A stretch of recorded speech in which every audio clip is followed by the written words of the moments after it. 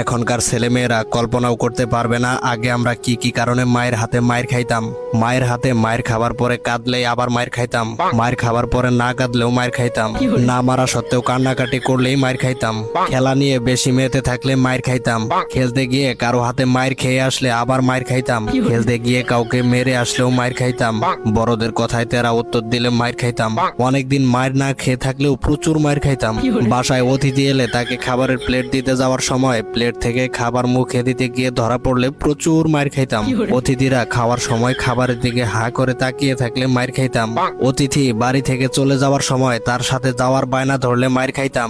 সন্ধ্যা নামার আগে বাড়ি না ফিরলে প্রচুর মায়ের খাইতাম। প্রতিবেশীর বাড়িতে গিয়ে খেয়ে আসলেও মায়ের খাইতাম। কারো সাথে মারামারি করে হেরে এলে যে কি পরিমাণের মায়ের খাইতাম। বেশি সময় নিয়ে খাওয়া দাওয়া করলেও মায়ের খাইতাম। বেশি দ্রুত খাওয়া দাওয়া করলেও মায়ের খাইতাম। সকালে ঘুম থেকে উঠতে না চাইলেও মায়ের খাইতাম। রাতে ঘুমাতে দেরি করলে মায়ের খাইতাম। শীতকালে গোসল না করতে চাইলে কি পরিমাণ মায়ের যে খাইতাম। গ্রীষ্মকালে বেশিক্ষণ ধরে গোসল করলে মায়ের খাইতাম। অন্যের কাছ থেকে আম জাম পেয়ারা পেরে খেলে প্রচুর মায়ের খাইতাম। স্কুলে টিচারদের কাছে মার খেয়েছি খবর পেলে যে কি মায়ের খেতাম।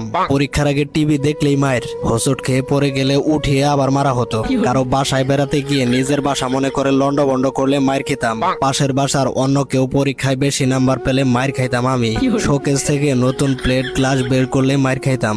পুকুরে ডুবাতে ডুবাতে চোখ লাল করে ফেললে মায়ের খাইতাম। প্রচুর মায়ের খাইতাম। আমার মতো এমন মায়ের খাওয়া পাবলিক কে কে আছেন? ছোটবেলার স্মৃতি মনে করতে ভিডিওটা শেয়ার করে টাইমলাইনে রেখে দিতে পারেন।